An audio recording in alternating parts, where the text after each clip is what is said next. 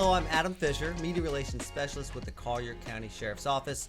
All this year, Sheriff Kevin Rambosk and the Sheriff's Office, we're celebrating 100 years of service to our community. It's our 100th anniversary. As part of that, we're looking back at our past and the people from our past, including our past sheriffs. Now, only 7 men have been sheriffs of the Collier County Sheriff's Office, and we're with someone right now as a special connection to one of them, Don Laycock. Don, how are you? I'm doing great. Now, Don, I'm sorry, you are the nephew of our Sheriff Roy Atkins, correct? Correct, yes. Okay, so tell me about that. So you grew up in the middle of the state, but you spent a lot of time here with your uncle. Tell us about the relationship you had and how you got to know him as a kid. He was the first of 8 kids. My mother was the last of the 8 kids. So Uncle Roy, in my estimation, looked at her as his daughter, and kind of always took care of her. He was a very giving and caring person. So he helped all the members of the family. Mom felt that since they didn't have any children, that it would kind of be nice for me to go down and spend time with them in the summers. Now tell us the time frame. Tell us when you started coming down to visit, when you would spend summers. Yeah, down that here. would have been around I was being 9 to 10 years old, so that'd been 1940 or 1953, okay. 54, 55. And I think the last time I was there was 56. Okay. Didn't always spend the whole summer, spent a lot of the summer there. Now that coincides exactly with Sheriff Atkins' tenure. He was sheriff from 1953 to 1956.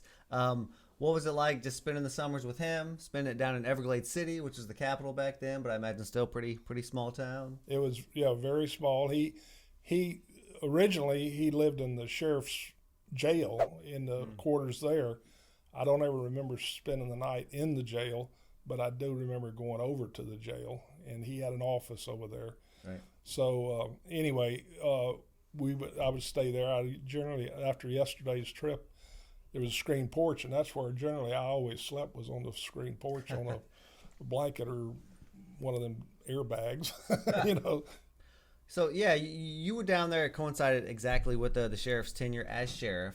Tell me about that. Do you remember much about his law enforcement? Did he tell you stories, or did you get to hang out at the station or ride in the cop cars or anything? Yeah, a little bit of all of that. Yeah. He was chief deputy for Lewis Thorpe, correct? Thorpe, yeah, Lewis Thorpe, Sheriff Thorpe, and anyway, I called him he was more of a meat and potatoes cop. He was the guy that went out and did right. had to confront the people. Not that Sheriff Thorpe didn't do it, but I didn't know him. He told the story of he was going to Immokalee is all I knew. I don't know how far he was.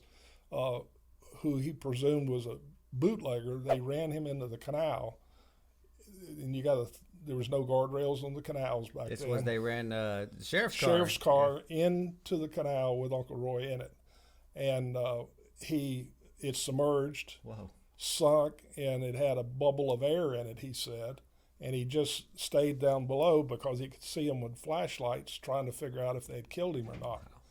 And so after he stayed there for some length of time and he didn't see the lights anymore, he rolled out the window and swam out, and then walked either to Immokalee or back to Everglades. I don't know which was the closest. The sheriff's office bought the sheriff's car. It was a DeSoto, and there's pictures of it online and stuff. But when he picked it up, he asked me and my sister, he said, "Y'all ever been 100 miles an hour?" And we said, "No. I mean, we're 10 years old." Yeah. And he said, "Well, hop in." So we took a ride to Wauchula on the highway, and he said, "Well, we went 100 miles an hour." So. Which road is that? Where were you guys driving at? It was from Avon Park to Wauchula, Highway 64. Okay, was the road like steady enough, safe enough to be riding 100 miles an hour? It was fun. Yeah.